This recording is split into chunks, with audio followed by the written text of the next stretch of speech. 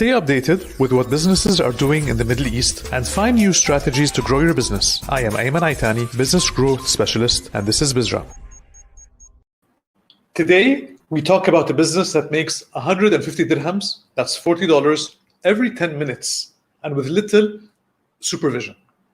Plus, how would you start your videos on Instagram and YouTube? YouTube made a study on the vloggers, on the most popular vloggers, and they shared what the top 5 greetings were. Hint, it's nauseating. And Amazon's web services are about to open 3 data centers in the UAE. We will talk about what it means for you individually and as a business and as a government entity. Lastly, in our retro bit, Facebook's relationship status. It played a critical role in the popularity of Facebook, and it's still popular today. I will reminisce with you about what being Facebook official means in a relationship.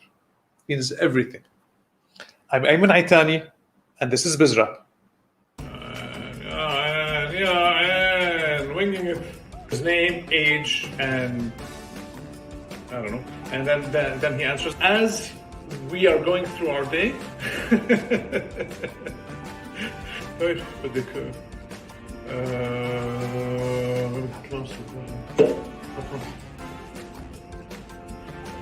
Yeah, exactly.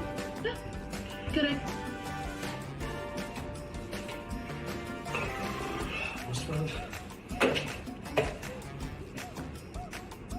شفتوا ليش يا ليا ونجاد بندرس قبل الامتحان بنحدد قبل الوقت اللي بدكم تدرسوه؟ شفتوا؟ It's called hypocrisy. You do as I say, don't do as I do.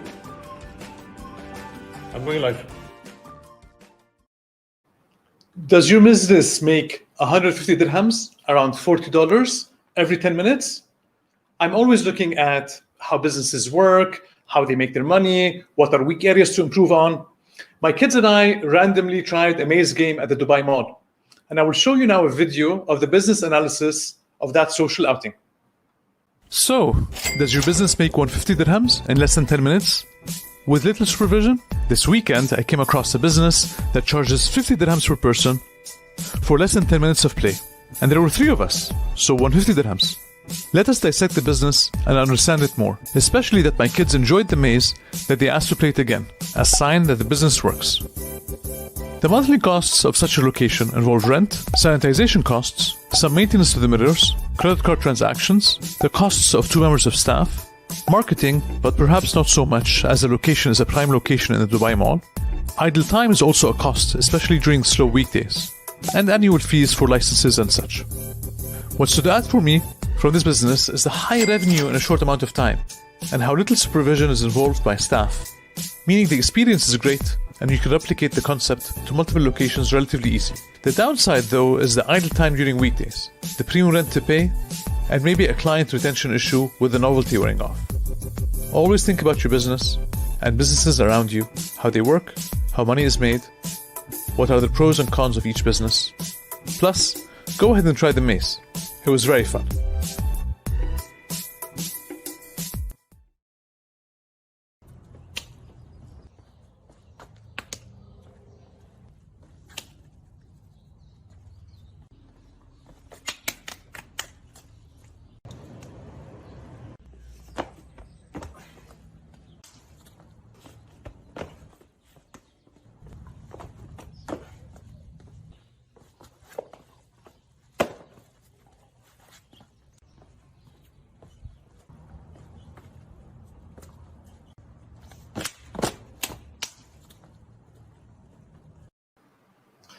YouTube did a study on the most popular opening lines of vloggers on YouTube. The 5th most popular greeting is "all right" at 11% usage.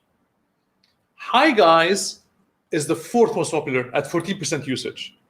"Good morning" is the 3rd most popular greeting at 18% usage. "What's up" is the 2nd most popular greeting at 20% with that intonation that I told you about.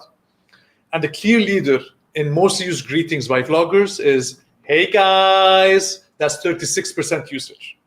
What stands out for me is, 1, a lot of these are annoying. I listen to them when I'm looking at a video or I'm walking through my house or seeing other people watching these. And another thing that stood out for me is "hey guys." I'm saying it wrong. hey guys is at 56%, while hi guys is at 14%. A major difference in leadership, but the change is either hey or hi. My guess is hey is a way to say that I'm comfortable, this is more casual, this sort of thing. That's my Siri in Arabic who wants to step in and say hi. All right, so thank you, Siri. I've noticed the greetings are overused.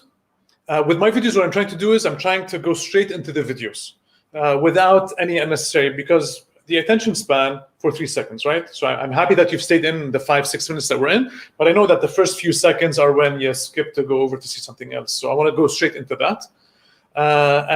It's a very important part, so I go straight into that. What opening line do you notice the most on the videos you watch? Is it hey guys or others as well?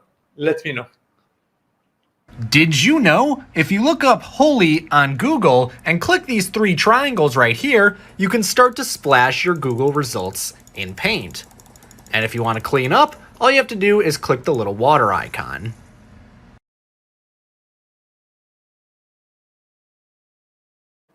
So during Google's latest developer event, the I/O, Google announced its partnership with Shopify. Now, 1.7 million merchants on Shopify will be able to benefit from Google's services.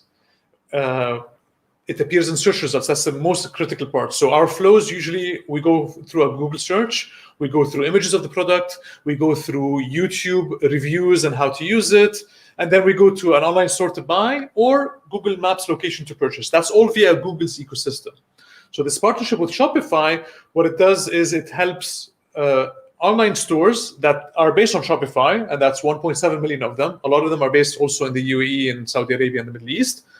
A lot of that products and content will show up on Google's platforms. So it shows up in search, in search results, in YouTube results, in mobile app ads, and a bunch of other locations. Now, if you're a Shopify store owner or you have a friend you know who has a Shopify store, make sure that they enable this. So this is not enabled by default. There's a little bit of work for you to do. So I strongly recommend you look into it and turn this on.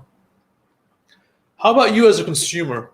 When you want to shop for something, do you go through Google search or do you have a habit of going to Amazon first? For example, you go to Amazon or to noon.com to a marketplace and you search there straight ahead.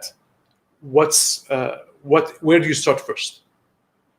Next. Seems like this thing that's just in the air. Everything is powered by these huge data centers. When I was hired by a big tech company, a lot of things blew my mind, but nothing blew my mind as much as these data centers.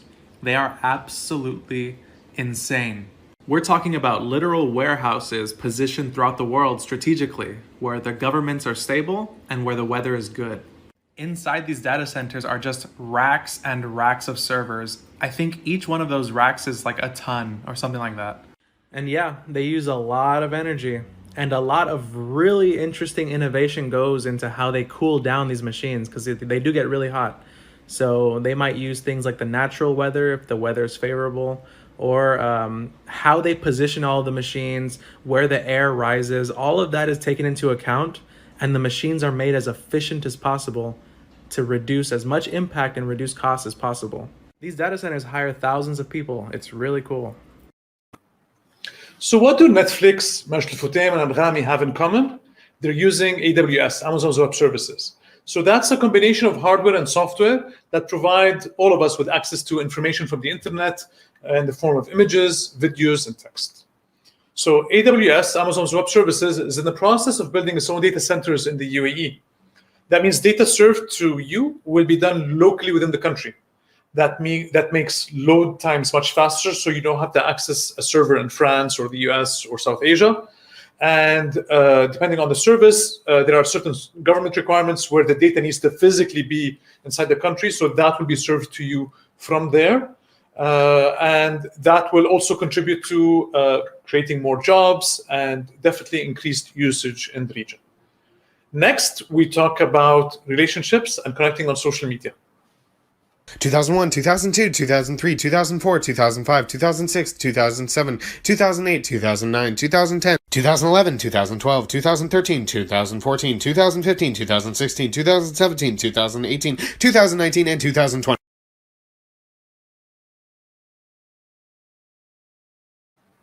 So you might be connected socially with your plus one on social media. So you're connected with your plus one on Instagram or Facebook, but are you connected with them on LinkedIn? While preparing for this episode, I checked when my wife and I connected on LinkedIn, right? So I checked the history and we connected in 2014. By then, we already had our 2 kids. And that got me thinking about connecting on Facebook and Instagram and social media with your plus one or a close partner, and when or if you do that on LinkedIn, and why is there usually such a delay. Topics of like this about how digital transcends into relationship are of great interest to me. For example, at what level in your relationship do you share passwords with your plus one? For example, access to your phone. That's a big one, whether it's PIN, fingerprints, biometrics, whatever it is. Do you give access to your phone? When? Even if you have nothing to hide, and I know a lot of people are uncomfortable, including me, uncomfortable doing that. Would you, and why? What does that say about you? What does that say about the relationship? What does it say about the importance of a digital device? What about Netflix passwords? I come across frequently breakups, public on social media that says, we broke up, and by the time I got home, the Netflix password was changed. That also has to do with the health of the relationship and the importance of a digital asset like a Netflix password. What about Facebook and Instagram passwords? So that means access to your private messages on Instagram and Facebook. How far do you go when in that relationship? That's on the private side between you and the partner. What about publicly? Are you Facebook official? That was an important term early on in social media. To give you an example, I used to be in discussions with others who are telling me about the relationship and how excited they are, how things are going, and so on, and they're going so well, and they're going to many places, and they think that there's something solid in that relationship. I ask them basic questions. Are you Facebook official? And usually, so that means that you put your relationship publicly, both of you, on social media. And that's, I get either silence or a mumbled answer, or a long discussion about yes and no and why, but yes and no, just why they don't have like a self-justification of why they're not Facebook official yet. I wish you healthy relationships where the digital part of it includes contribution to your relationship, like sessions on Netflix where you watch jointly content that helps contribute to time spent together, and not unnecessary social pressure. That's it from me today. Thank you for watching, and until next time. All right, the episode is over. Thank you for watching.